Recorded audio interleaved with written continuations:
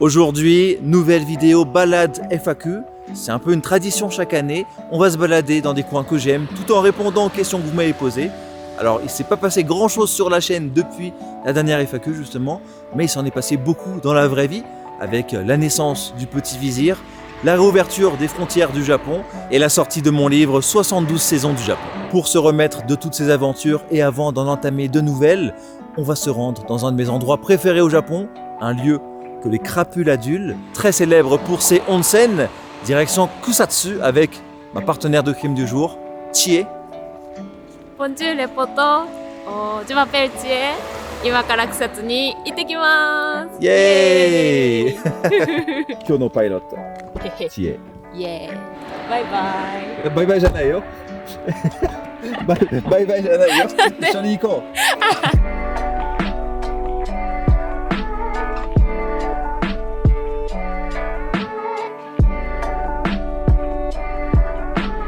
草津に着きました。温泉です。すごいあったかいけどちょっと臭い。私この匂いが大好きです。大好き。やば。Bon, Kusatsu, vous connaissez très certainement, j'en ai souvent parlé, que ce soit en vidéo, en photo, en article, dans mon livre également. C'est ma recommandation numéro 1 en termes de onsen. C'est mon village à onsen préféré au Japon. Je suis très souvent venu ici et j'ai emmené pas mal d'hurluberlus, que ce soit Pandrez, la brute épaisse qui joue des fesses, l'illustre Vermine de Japania ou encore Lucas TV, le gars teubé. Quand j'ai des amis qui viennent ici au Japon, j'aime bien leur faire visiter cet endroit parce que je le trouve unique, il y a tout. Il y a des bons restos, il y a pas mal de choses à faire, d'activités à voir, des onsen, de grands brigands. Et puis voilà, il y a une atmosphère ici qui règne dans ces lieux que j'adore. Avec la réouverture des frontières, est-ce que tu as ressenti que le monde était vraiment revenu en masse ou c'est encore vivable? Do. 銀座とか渋谷とかそういうところはすごく人が多いんですけど、草津はまだあんまりいない。 On voit vraiment la différence là maintenant. Par contre, c'est vrai que des endroits un peu moins connus, mais qui sont également très sympas comme ici, hein, Kusatsu, comme plein d'autres, il n'y a pas encore énormément de monde. Et là, justement, je suis assez surpris. Kyo wa kekko sukunai. 少ないですね。11月に来たんですけど、もっと人たくさんいました。紅葉の時期が多分一番人が多い。ああ、そう、今の時期はそんなに多くないけど楽しい。楽しい。だって温泉は冬だから。Donc voilà, c'est pas forcément la période la plus jolie, puisqu'il n'y a pas les feuilles d'automne ou autres, mais en fait, Kusatsu se visite à n'importe quel moment de l'année, et notamment là en hiver, il fait froid, on va se tremper un peu la verge dans le onsen, ça va être très sympa.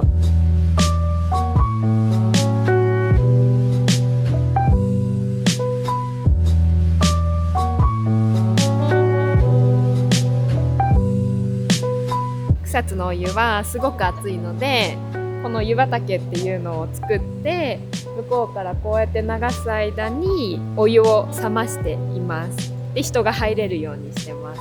便利と綺麗。それ日本のことです。例えば田んぼ。田んぼ？日本の田んぼ。はい。稲穂のためでしょ。でも綺麗。 Après de longues années à voyager entre France et Japon, le Japon t'intéresse-t-il toujours autant qu'à ton premier voyage? Bien sûr, même beaucoup plus, puisque le Japon a une particularité, c'est qu'il nous donne toujours plus envie de le découvrir. Soit on voyage jamais au Japon, soit on y voyage plusieurs fois, puisque si on vient une fois, on a forcément envie d'y retourner. On a toujours des choses à découvrir, c'est un pays qui est en constant mouvement. Il y a énormément de coins très différents les uns des autres, 47 préfectures bien sûr. Toujours des choses à découvrir aussi au niveau de la culture, beaucoup de codes, beaucoup de traditions qu'on découvre au fur et à mesure. Et puis même dans le cas où on a passé énormément de temps au Japon et découvert toutes les préfectures, en fait on a toujours des choses à redécouvrir. Le Japon c'est un pays qu'on redécouvre constamment au quotidien. Voilà, à travers le défilé des saisons bien sûr, à chaque instant c'est toujours différent. Donc non, je ne me lasse pas du Japon et au contraire la flamme continue d'être entretenue, même si elle est entretenue différemment par rapport au premier voyage justement. Mais en tout cas voilà, ça continue de me faire vibrer.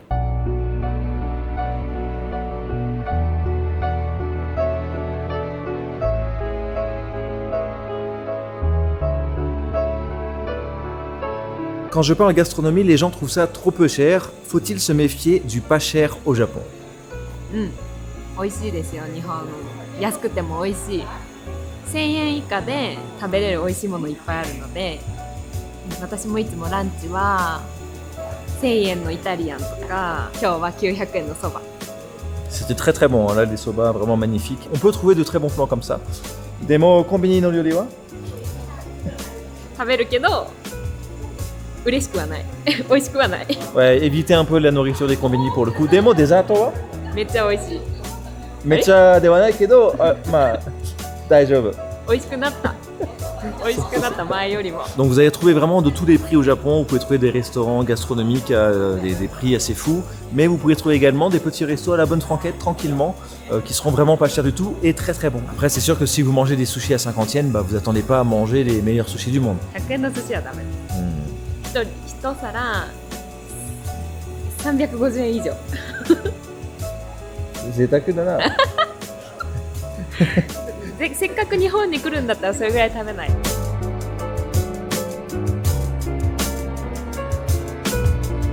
クリスマスツリーめっちゃ大きいです チエはクリスマスでいつも何やってる？いつもうん。友達と遊んでます彼氏はいないのああ。で家族で何してた？でチキン食べましたケンタッキー？ケンタッキー本当？毎年？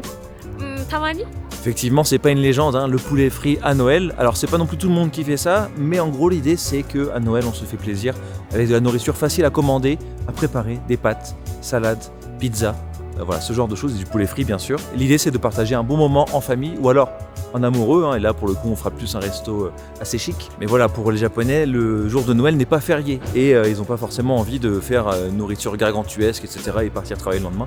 Donc voilà, on fait un truc simple pour profiter en famille sans avoir à se prendre la tête. クリスマスのデートとか、まあカップルでやったことある？ちょっとだけでもその時ははいケンタッキーじゃない、ケンタッキーじゃないですねピザじゃない。ピザじゃない何食べる？もっとフレンチとかあイタリアンとかパスタとかなんかおしゃれなレストランおし。ゃれなレストあーでプレゼントもあげる？もらう？ランあげるしもらうしどんなプレゼントあげる？私はブレスレットあげましちょっといいやつ何もらった？私何もネックレスかなネックレスあーもうない。もうないこれうわー殴ったくそーバカ野郎みたいな。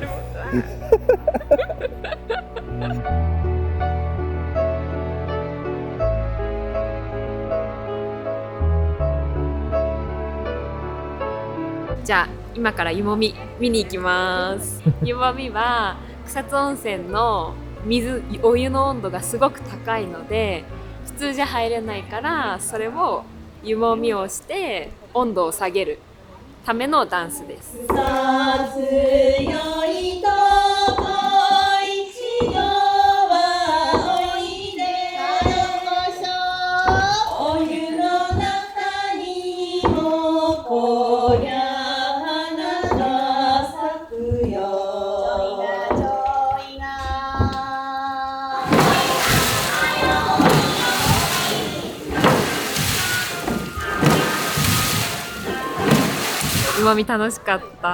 C'était très sympa et moi c'est vraiment le passage obligatoire quand je viens ici à Kusatsu. À chaque fois je vais voir, alors je sais ce que c'est, hein, c'est toujours la même chose, mais c'est vraiment voilà, un petit moment très agréable que je passe à chaque fois. Est-ce que tu as l'impression que le Japon change, c'est-à-dire que le pays évolue jusqu'à ne plus le reconnaître?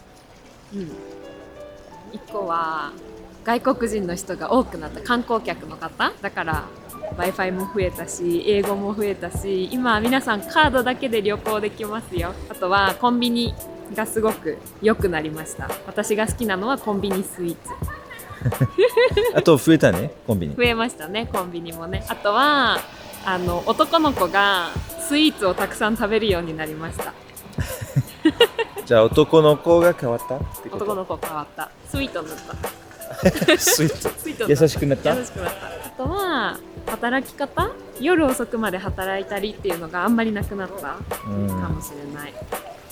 あと最近はテレワークとかもあるしね。On est ici dans notre hébergement du soir, Kusatsukan, une auberge vieille de 130 ans qui présente plusieurs avantages. D'abord, c'est en plein cœur de Kusatsu, juste à côté de la place principale.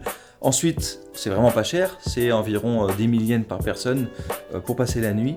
On peut même trouver un peu moins cher en fonction des périodes. Et puis on a des chambres seulement pour une personne, comme ici. Voilà, le pirate en eau trouble est un marin d'eau douce, donc il fait chambre à part désormais.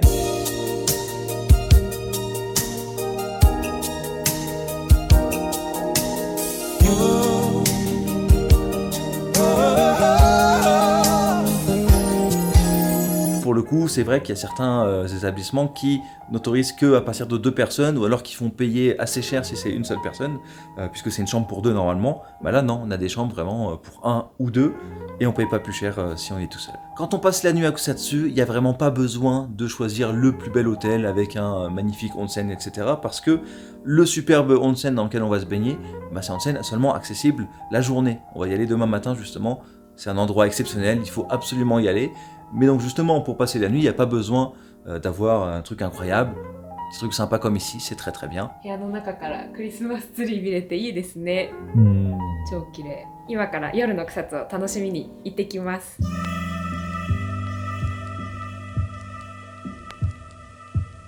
草津の夜は良かったです。 Voilà, c'est vraiment le truc qu'il faut faire à Kusatsu, bien sûr, même s'il fait très froid. On se balade dans Yukata et puis on va profiter un petit peu des Hashiyu. Cette nuit, où les étoiles sont tombées du ciel,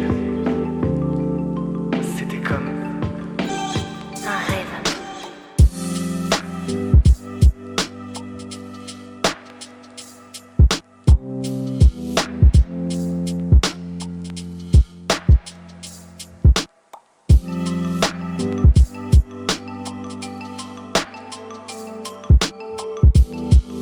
Yukata to kimono wa yoku keru? たまに20歳の時に着物着たのと Seijinchiki. 成人式 Donc la cérémonie de passage à l'âge adulte qui a lieu chaque année en janvier. 浴衣は私は温泉に来た時しか今着てないかな。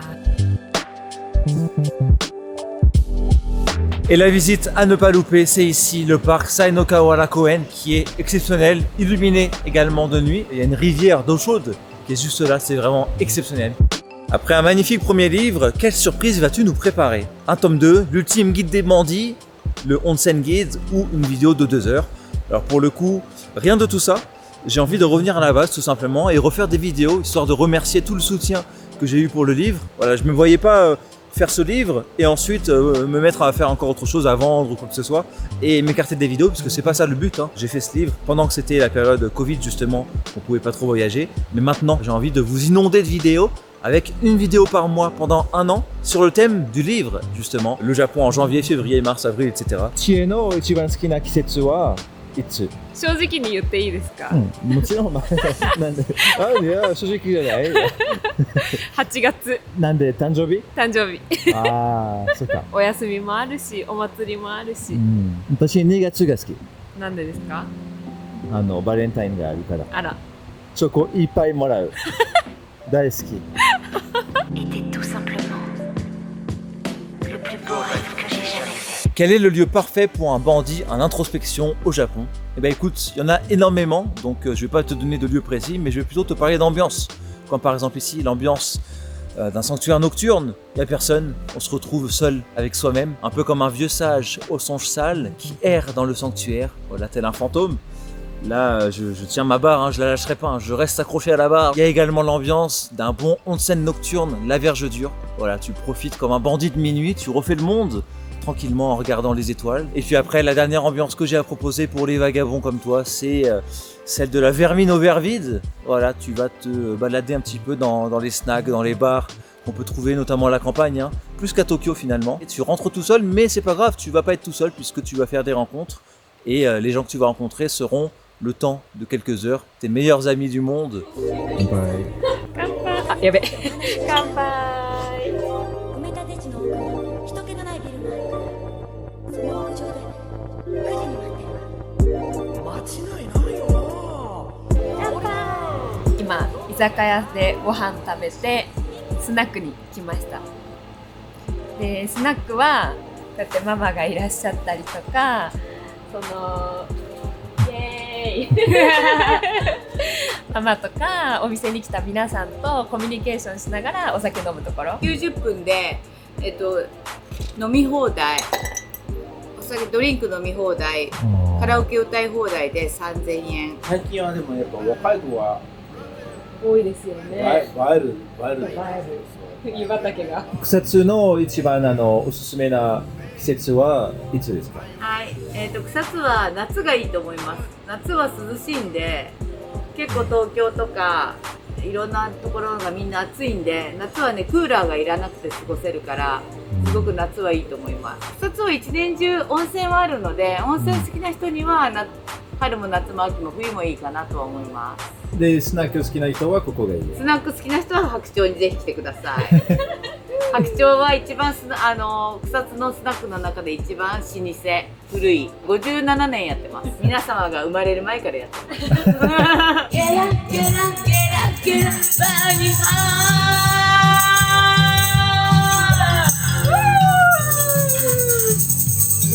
ー。ミキママ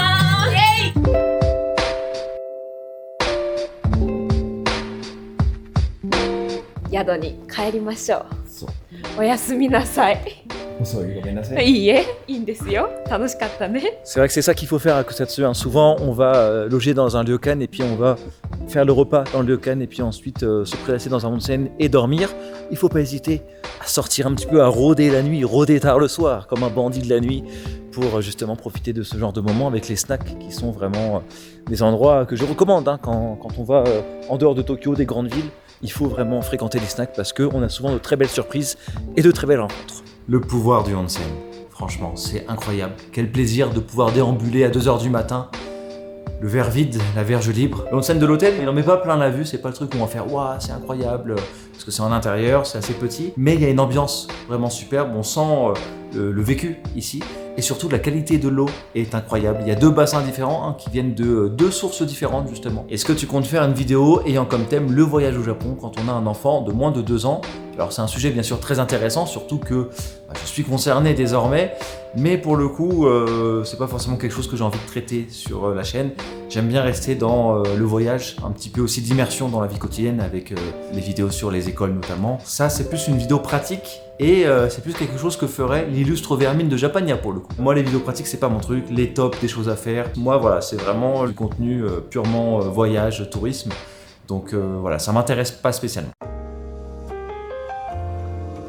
おはようございます。今から最高の温泉を楽しみに行きます。Waouh. う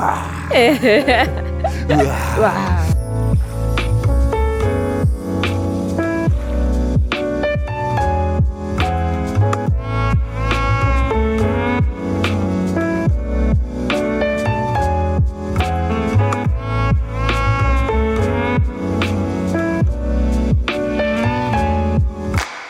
ここは西の河原公園です。向こうから温泉が湧いてるんですけど、そこがずーっと流れていくのを綺麗に見れます。だからどこ触ってもあったかいですよ。すごいね。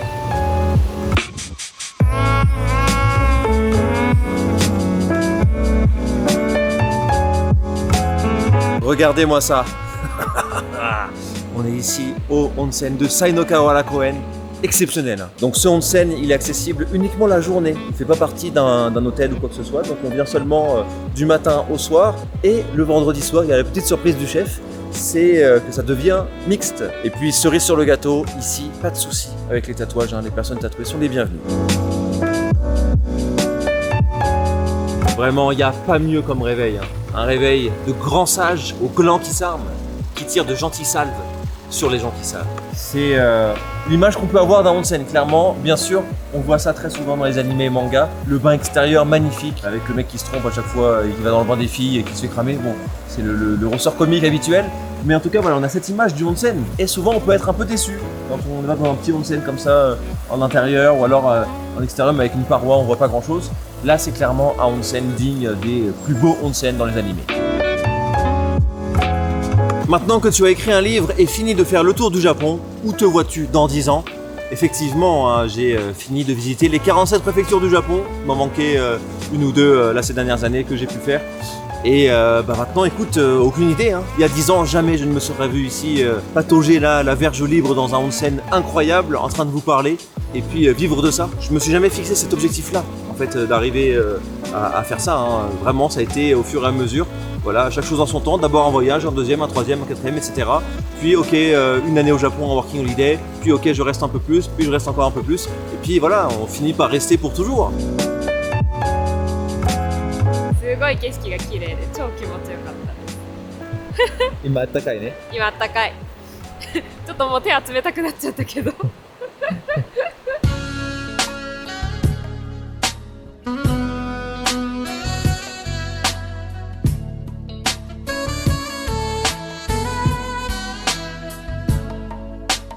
Et en cette douce matinée, on va en profiter pour déguster les délices de kusatsu, donc des spécialités sucrées.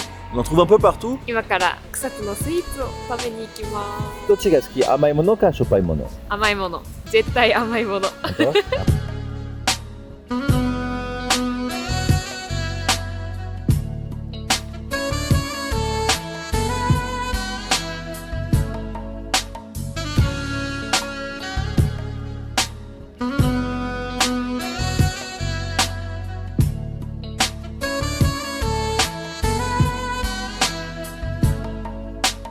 ？Qu'est-ce que tu as préféré la première fois que tu as mis les pieds au Japon? Les mangas. J'ai préféré les mangas. Non, en vrai, je ne saurais pas dire. C'est plus un sentiment de quiétude qu'on a au quotidien en se baladant. Sinon, au niveau des lieux, ce que j'avais beaucoup aimé, c'était Sugamo, le quartier des papiers et mamies à Tokyo, et également Kamakura, juste à côté de Tokyo. Voilà, petite ville très sympa. Bon, il est temps de rentrer à Tokyo. C'était très sympa. Merci beaucoup, Chie, c'était très cool. Merci. 楽しかったね。楽しかったね。ありがとうございました。おこばれポト。 Allez, au revoir les potos. De retour à Tokyo, on est ici au lieu dédié à la divinité protectrice de la capitale, le superbe sanctuaire Hiei-jinja et son magnifique chemin de Tori.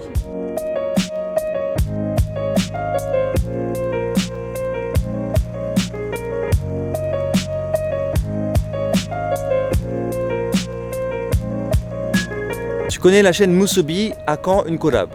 Alors attends, je vais relire ton message. Eh oh Guigui, celui-là, celui-là, tu veux pas parler de ma chaîne dans ta vidéo? Ça va pas du tout, hein, Angelo, tu sais, t'as pas les codes des youtubeurs. Normalement, un youtubeur qui veut faire ça, il va poser une question un peu marrante.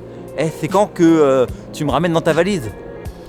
Si t'étais un souci, tu serais lequel? Un thon? Ou une dorade? Ou un dorade? Non, tu serais un poisson rouge. Sinon, bien sûr, évidemment, je vous recommande de suivre la chaîne Musubi sur YouTube, hein, Angelo, qui a été le précurseur des vlogs sur le Japon, hein, puisque lui, en 2006, il proposait déjà ça. Depuis quelques temps, il a lancé sa chaîne Musubi, qui fait vraiment beaucoup de bien au YouTube Japon francophone.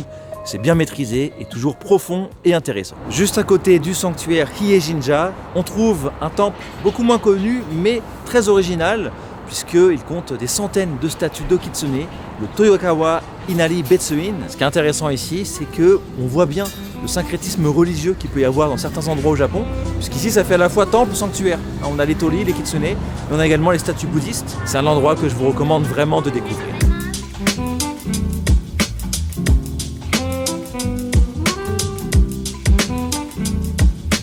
Comment s'est passée la sélection des photos du livre L'écriture sous pression? Effectivement, avec 11 000 précommandes, plus de 1 an à l'avance, ça pouvait mettre la pression, hein, puisque le livre était attendu. Mais c'était le but aussi de la précommande, hein, c'était de pouvoir savoir si je pouvais vraiment me consacrer pleinement à ce projet. Et pour le coup, ça a été le cas.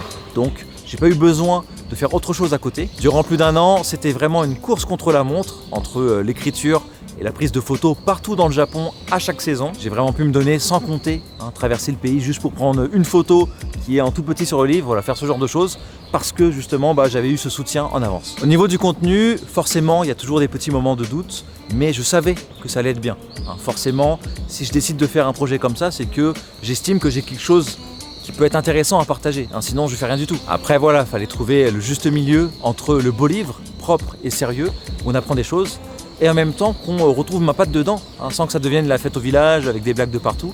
Mais c'est un petit peu comme mes vidéos au final, hein, c'est que c'est un équilibre entre le sérieux et puis les moments plus légers. Le truc que je voulais par contre absolument éviter, c'était le côté livre de youtubeur. Hein, ce que je veux dire par là, c'est un livre qui est finalement comme des goodies ou des t-shirts. Hein, un projet un peu annexe, sur lequel le youtubeur il va mettre son nom, sa tête, il va donner quelques idées et puis après tout va se faire tout seul, il aura juste à signer le contrat. Là c'est un livre qui a été fait de manière totalement artisanale, dans lequel j'ai tout mis, mais qui n'a pas besoin de moi pour exister. C'est-à-dire que n'importe qui ne connaît pas peut tomber sur le livre et ça peut l'intéresser. Après j'ai bien sûr rencontré des difficultés avec ce livre. D'abord tenir les délais, hein, c'était pas évident.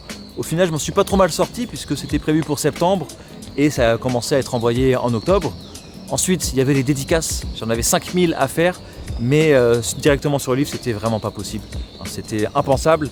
Donc les livres sont partis sans dédicace et à la place j'envoie une carte postale dédicacée depuis le Japon. Voilà, ça va mettre quelques mois à arriver, hein, je vais faire ça au fur et à mesure, mais ça va arriver. Il y a eu quelques soucis au niveau des envois, hein, par exemple la société qui s'occupe d'emballer et d'envoyer les livres, on a envoyé 300 en double, il y a eu des colis perdus, volés, des livres abîmés, voilà, tout ça c'est normal, hein, il y a toujours un pourcentage comme ça.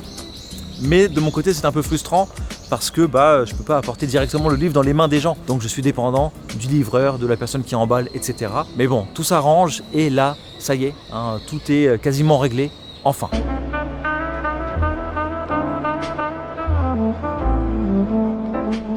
On est maintenant à Akabane, un quartier que j'aime beaucoup, qui est très animé le soir. On y trouve plein de bons restos et une atmosphère qui inspire la bravoure.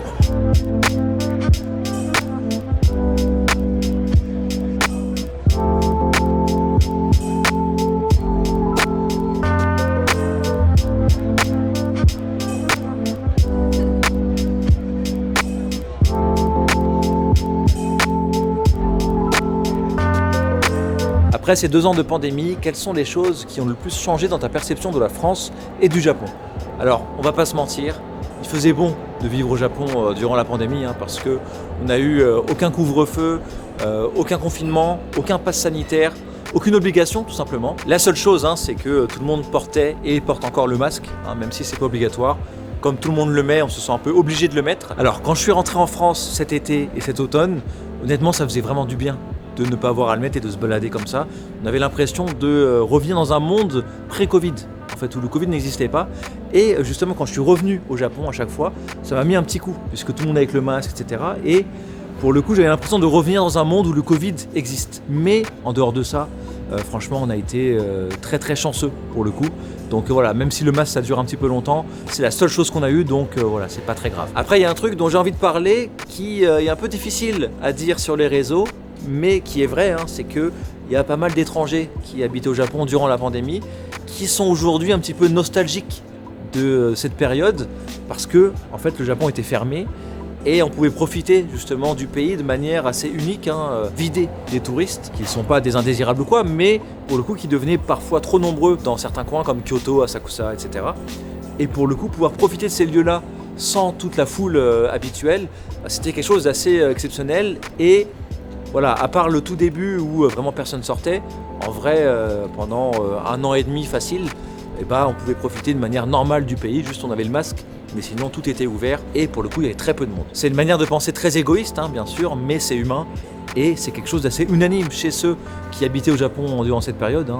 Les gens ne sont pas dégoûtés que les touristes reviennent, hein, mais juste ils ont une petite pensée un peu nostalgique, une douce nostalgie de cette période parce qu'on n'était pas si mal que ça au Japon. De mon côté, je suis bien sûr très content que les frontières aient rouvert, hein, comme ça les proches peuvent venir.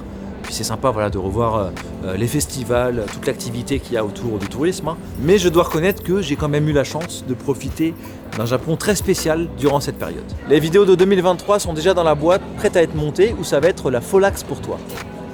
Regarde cette tête de scélérat. Tu crois vraiment que je suis du genre à tout planifier et préparer 1 an à l'avance? Ah non, moi je suis toujours avec ma bite et mon couteau. Donc on va faire ça au fur et à mesure, voilà, chaque mois une vidéo sur le mois en cours. Bon là le mois de janvier c'était un peu compliqué parce que j'ai sorti la vidéo des 10 ans et celle-là en plus, donc 3 vidéos dans le même mois hein, quasiment, mais ça va arriver début février. Cette nouvelle vie de Papa Garou est-elle encore compatible avec ton style de vidéo ou vas-tu plus te tourner vers Twitch? Alors justement, cette série de vidéos chaque mois, elle est sympa parce que non seulement ça va apporter un petit peu de fraîcheur sur le contenu à propos du Japon, mais également parce que je vais m'amuser, ça va être très sympa, hein, je vais m'amuser pendant toute l'année à faire toutes ces vidéos, hein, je prends beaucoup de plaisir à faire ça, et surtout ça va me permettre de mieux m'organiser avec le bébé justement, parce que j'ai plus besoin de bloquer 3 ou 4 jours de voyage où je suis pas à la maison, mais je peux filmer au fur et à mesure durant tout le mois plein de petites choses, une matinée par-ci, une après-midi par-là, une soirée par-là, ce qui fait que ça va faire une grosse vidéo de plein de petites choses qui vont s'assembler. J'espère que ça va vous plaire en tout cas. Comme je l'ai dit, la première c'était un peu compliqué de dégager du temps, mais elle va être sympa quand même. Et puis je vais forcément améliorer la formule au fil des vidéos. Alors je sais que c'est pas le contenu qui va cartonner ou faire le buzz ou un truc comme ça, mais c'est pas grave du tout parce que je le fais vraiment pour vous qui appréciez mes vidéos depuis toutes ces années. J'ai pas besoin de chercher un nouveau public, pas besoin de faire de la lèche aux tendances ou aux algorithmes. Ce qui compte, c'est vraiment de remercier tout le soutien que j'ai pu avoir au niveau du livre justement. Bien sûr, c'est toujours plus sympa de voir les vidéos bien marcher, mais même si ça bide, je continuerai et je terminerai cette série sur les 12 mois. Rendez-vous début février pour la première dédiée au mois de janvier. Je vais commencer le montage dès maintenant et en même temps il faut que je filme déjà pour le mois de février, donc c'est assez complexe tout ça finalement, il faut que je jongle entre le montage, les tournages, etc. Mais c'est que du plaisir et donc voilà, je vous dis à très vite pour la suite, gros bisous.